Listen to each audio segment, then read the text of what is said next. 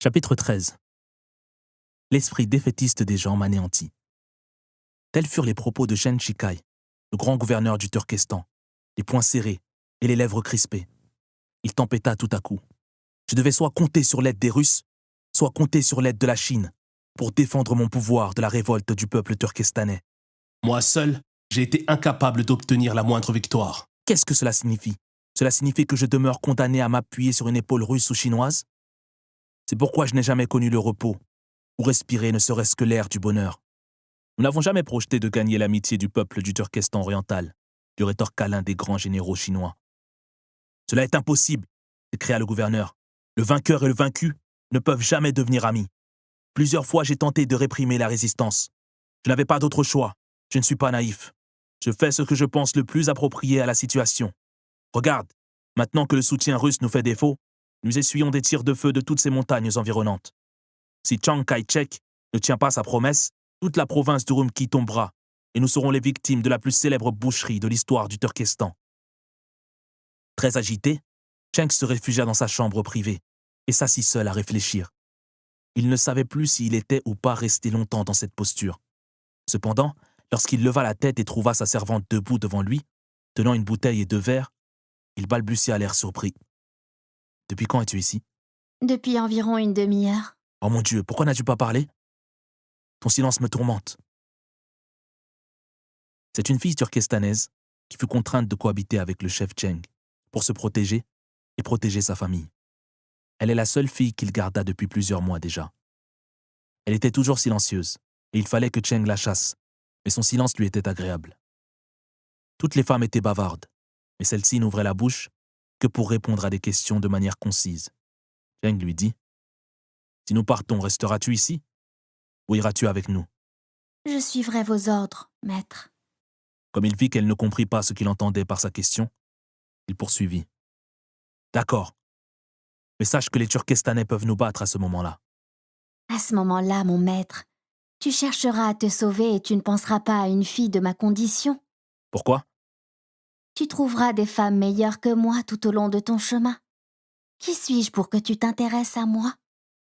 Il leva la tête, la regarda avec intérêt et lui dit « Tu resteras donc ici ?» Oui, jusqu'à ce que mes parents viennent me récupérer. D'un revers de la main, il fit éclater la bouteille et les verres et tempêta. « Vous comportez tous avec moi sans cœur. » Je n'ai pas compris, mon maître. Ai-je manqué à mon devoir ? Je ne te parle pas de devoir, espèce de folle. De quoi parlez-vous alors ? De l'amour. Elle le regarda avec hébétude sans répondre. La peur règne, se dit-il. Les gens ici n'agissent que par peur ou par intérêt, y compris les soldats chinois qui se trouvent sur le front. Lorsqu'ils se sentent en danger, ils s'agenouillent par terre et demandent pitié. Certains d'entre eux cherchent leur salut dans l'islam. Ils déclarent embrasser la religion de l'ennemi turkestanais pour éviter la mort. Quand les Russes nous aident et nous envoient des renforts, nous payons le prix fort. Ils le font soit pour prendre du pouvoir, soit pour exploiter les ressources naturelles du Turkestan, ou bien pour rallier plus de partisans au communisme. D'ailleurs, ils ne m'ont aidé que lorsque j'ai déclaré ouvertement à Staline que j'étais un authentique communiste. Il se tourna une 2e fois vers la fille. « Va à la GN !»« Voulez-vous que je quitte le palais ? Ne connais-tu pas la GN ?»« La GN ? La GN, je ne sais pas où elle se situe, mais je vais demander. » Dégage, espèce de folle !» lâcha-t-il dans un rire moqueur. Elle s'apprêta à partir quand elle lui dit soudain. « Je viens de me rappeler, mon maître. La GN se trouve dans l'au-delà. Elle est la demeure qui abritera les gens mauvais, les mécréants et les ennemis d'Allah. » « Va là-bas !» Mais je ne suis pas encore morte. Il plongea dans un profond sommeil. Ses ronflements prouvaient qu'il n'avait pas dormi depuis au moins 2 nuits consécutives. Un bruit le fit sursauter. Il ouvrit les yeux et vit la fille toujours debout face à lui. Elle était restée sans bouger. « D'où viens-tu » ? Je viens de l'extrême nord, des confins de la Sibérie. Avez-vous oublié, maître, le jour où je vous ai présenté les boissons et des fruits lors de votre visite ? Je vous ai plu ? Vous devez sûrement connaître le reste de l'histoire. Si vous partez d'ici, je retournerai au nord à la recherche de mon père et de ma mère. Elle était belle et naïve. Il l'attira vers lui la fit asseoir sur ses genoux et caressa ses longs cheveux, son nez fin, ses lèvres charnues et ses gros yeux. C'est comme s'il était dans un agréable rêve. « Le gouverneur ne sert désormais plus à rien, » marmonna-t-il. « Une fois le pouvoir perdu, il n'y a plus de jeunesse et il n'y a plus d'amour. J'ai oublié ton nom. Je ne me rappelle que de vagues souvenirs où se mêlent le sourire aux larmes. Toujours la guerre. Rien que la guerre. » On frappa à la porte et la fille se leva et ouvrit. Comme ce fut l'officier supérieur de l'état-major, elle sortit et les laissa seuls. « Monsieur le gouverneur, les renforts ne sont pas arrivés.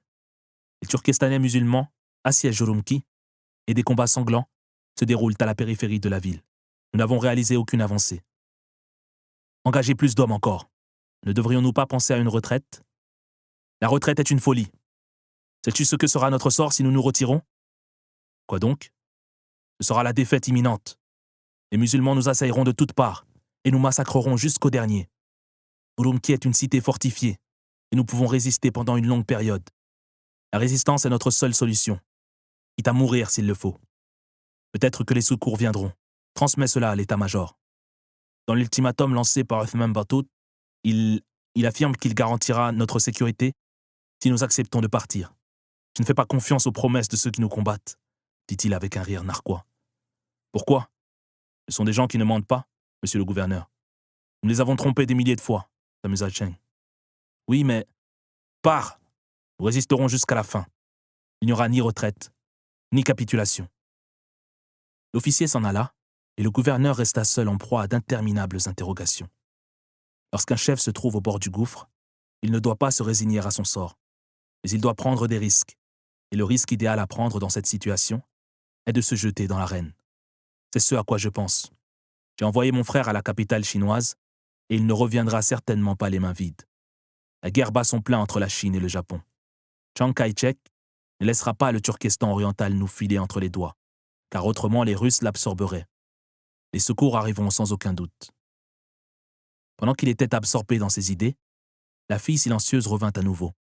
Elle lui apporta de la nourriture et une autre bouteille de vin. « Maître, je veux partir. » Il la regarda avec étonnement. « Pourquoi? » ?»« J'ai peur. La guerre approche. » »« As-tu peur de la mort? » ?»« Oui. » »« Que tu meurs ou que tu restes vivante, en quoi cela aurait-il de l'importance? » »« Je ne veux pas mourir. » »« Ne te suffit-il pas d'être proche de moi? » »« Vous êtes un grand monsieur, tandis que moi, je ne suis qu'une humble servante. » Irrité par ses réponses, il lui jeta un regard plein de colère. Il l'aimait et était séduit par sa beauté, sa discrétion et sa naïveté. Il a fréquenté et conduit toutes sortes de femmes, les instruites, les artistes, les camarades communistes qui espionnaient pour le compte de Staline. Il a fait venir des migrantes chinoises sur sa nouvelle terre. Il s'est lassé d'elles toutes, à l'exception de cette fille, naïve, dont il est resté captif. Pourquoi? Il ne le savait pas. Le cœur a ses raisons.